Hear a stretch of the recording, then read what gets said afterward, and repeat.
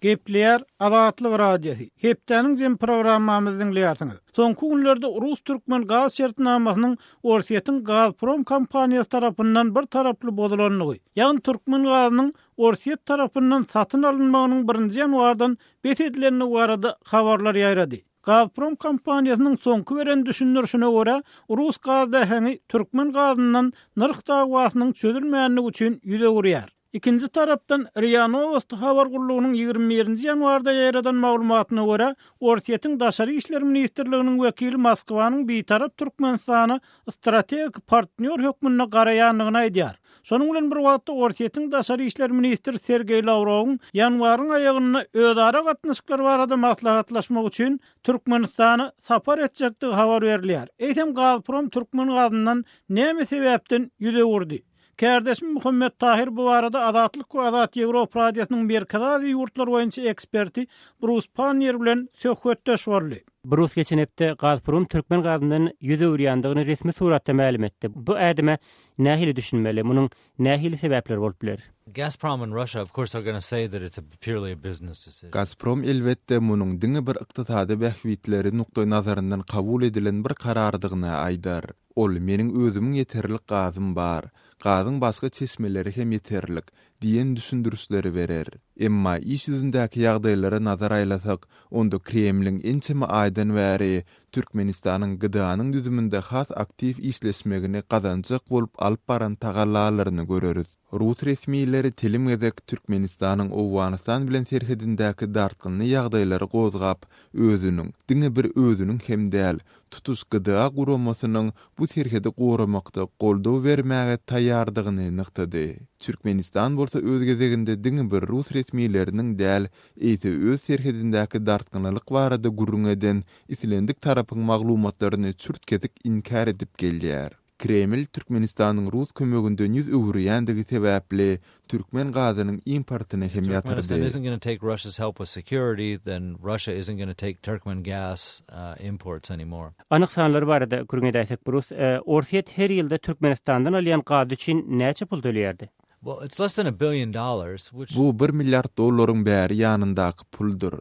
Bilsimiz ýaly soňky ýyllarda Russiýa Türkmenistandan 4 milyard kubometr gaz satyn almagy lalasypdy. Emma bar bolan maglumatlardan çen tutulsa, import edilen Türkmen gazynyň möçberi şol derejä hem ýetmändi. Dünýädäki energiýa serwisleriniň bahalarynyň pesilmegini hem göz öňünde tutsak, bu görkezijiniň 700 milyon töweregi dollara deň bolandygyny aýdyp bileriz. Eğer Türkmenistan dürlü uğurlar boyunca gazyny aktaryan bolsa, onda bu onçoklu uly mesele hem bolmazdy. Emma bilişimiz ýaly häzirki wagtda Türkmen gazynyň iň uly müşterisi Hytaý bolup galýar. Her niçikde bolsa biz Pekiniň Türkmen gazy üçin Aşgabatda näçe pul berýändigini bilmeýäris. Sebäbi Türkmenistanyň Hytaýa uly milliardlarça dollar möçberinde bergisi bar.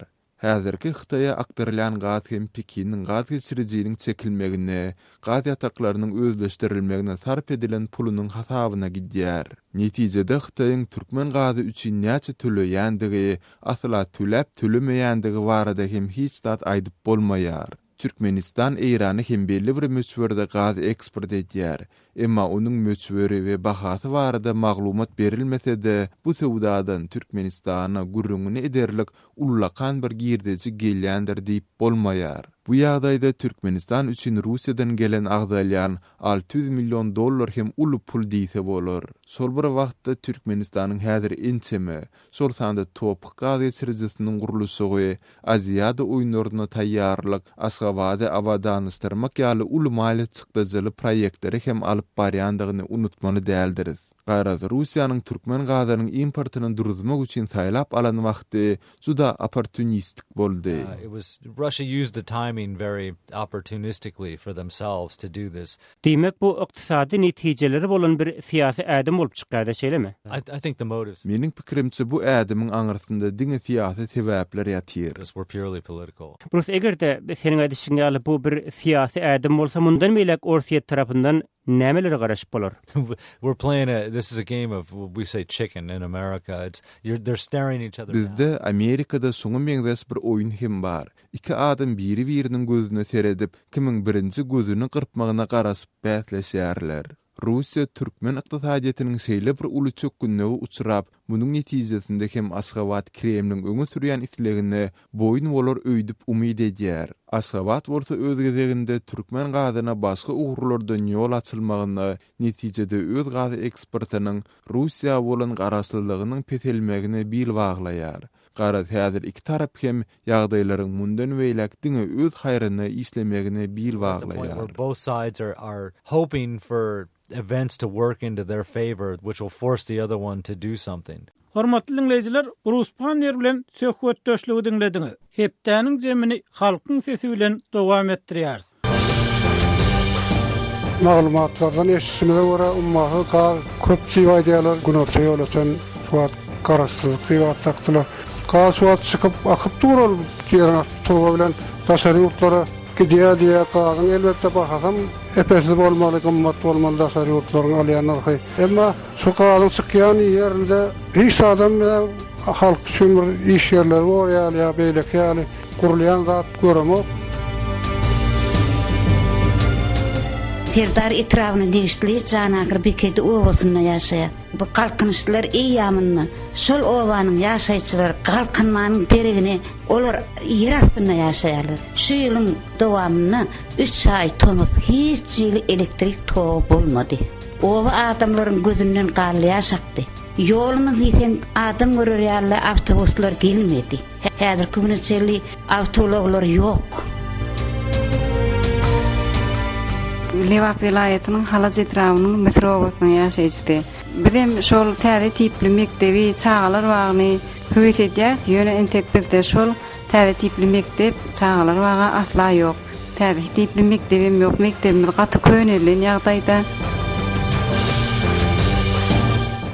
Gepler Azatlyk radiosu. Hepdäniň jem programmamyzyň dinleýärsiňiz. Geçen hepde Azatlygyň websaýtyna köp gyzyklanma döreden temalaryň ýeni biri bolsa Türkmenistanyny dolar sowdasynyň töweregine dören kynçylyklar bilen bagly. Ma'lum bolýar, geçen hepde Orsiýetiň rubl hem hümmetini gatyrmagyny dowam etdirdi. Ýagny 1 dolaryň bahasy 84 rubldan hem geçdi. Aşgabatdan bolsun habarlarda bolsa 12-nji ýanwarda dolaryň şahsy adamlara satylmagy besedileli we gara bazardaky dolar narhynyň 25% golay gymmatlanyny gaýdyrýar.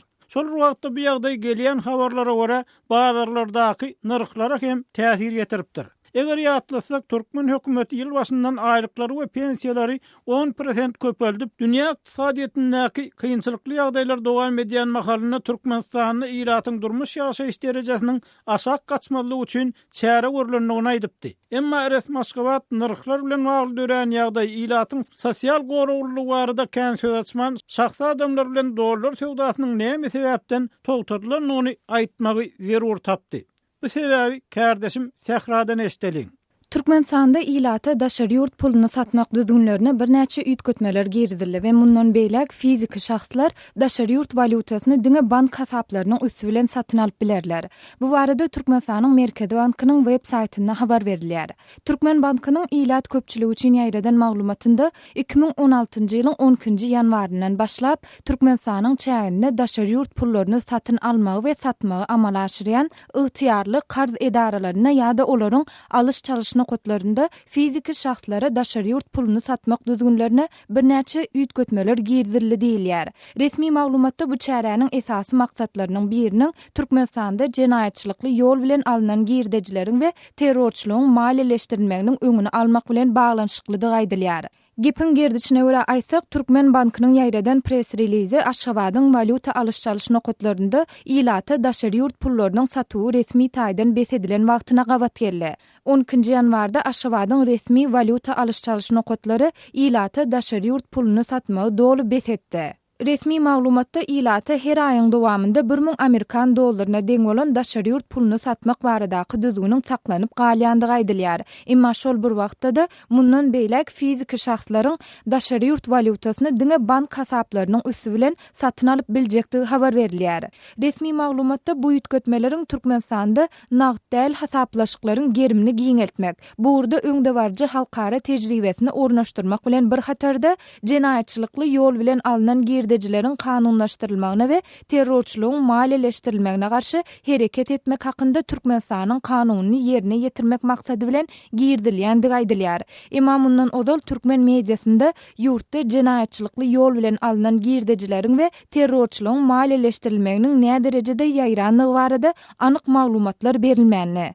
Hormatly dinleyijiler, kardeşim Sähranyň lediniz. Türkmenistanyny dollar sewdasy bilen bir wagtda çilim, temmäki önümleriniň sewdasy hem çäklendirildi. Şol wagtda da raýatlaryň saglygynyň temmäki tüssesiniň täsirinden we temmäki önümlerini ulanmagyň netijelerinden goralmagy hakynda kanun kabul edildi. Bu kanunyň esasy maksadynyň ýurduň şuwunky we geljekki nesilleriniň ömrüni we saglygyny temmäki tüssesiniň täsirinden we temmäki önümlerini ulanmagyň netijelerinden goramakdan ibaratlygy habar berilýär. Ýöne ýurt içindäki raýatlaryň käbiriniň berýän maglumatlaryna görä, temmäki önümler bilen bagly çäklendirmeler hem narhlaryň ýokarlanmagyny, ilatyň durmuş ýaşaýyş derejesine belli bir täsir ýetiripdir. Şunuň bilen baglykda azatlygyň Türkmenistanyna çilim temmäki çäklendirmeler barada makalasy hem şu hepde köp okulanlaryň hataryna boldy. Ýene bir köp okulan makalamyz bolsa, welaýatlaryň ulaglarynyň Aşgabatda salynmazlygy bilen bagly. Bu arada Türkmenistanyň habarçymyz Rowşan Çary Hüngeren maglumatyndan bir bölegi bilelikde dinläliň. Vilayet ulaglar bilen Aşgabatda girmäge goýulan gadagançylyk hinizem dowam edýär. Vilayet belgili ulaglar şähere girmezden ozal polisiýanyň ýol gözegçilik gullugynyň işgärleri tarapyndan saklanýar we ulag eýerlerine garşy administrasiw çäre görülýär. Bu çäklendirme hem Aşgabatda vilayet ulaglaryna edilýän gözegçilik diňe şäheriň giriş çykyş nokatlary bilen çäklenmän şäheriň içinde göze ilen vilayet belgili ulaglar hem saklanyp ulag eýesine garşy çäre görülýär. Aradan bir ýarym aý töwere wagtyň geçendigine garamazdan bu çäklendirmäniň sebäpleri barada halk köpçüligine resmi taýdan hiç ýyly maglumat berilenok. Hatda şeýle çäklendirmäniň girdilendigi hem resmi taýdan ikrar edilmeýär. Şeýlelikde bu çäreniň sebäpleri barada durly gurrunlar bar. Şäher ara gatnaýan taksiçilaryň aýdanlaryndan çen tutulsa bu 2017-nji ýylda geçiriljek Aziýada oýunlary bilen bagly Aşgabatda hasam gözelleşdirmek üçin edilýän tagallalaryň çäginde görünýän çäreler. Biz 2015-nji ýylyň dekabr aýynyň başlaryndan saklap başladylar. Başda bu çäreni Aşgabatda köp sanly mihmanyň gelýändigi bilen düşündirdiler. Ondan soň bu çäklendirme şol durkuny galdy diýip özüni serdar diýip tanadan marly taksiçi Azatlyk radiosyna gurrun berdi. Bu çäreni vilayetlarda ýaşaýan adamlara kese göz bilen garamak diýip kabul edýänler hem bar. Mar vilayaty bilen Aşgabatyň arasynda ýolagçy gatnaýan we özüni Murat diýip tanadan 41 ýaşlaryndaky beýleki bir taksiçi bu meselede şeýle soragy goýýar.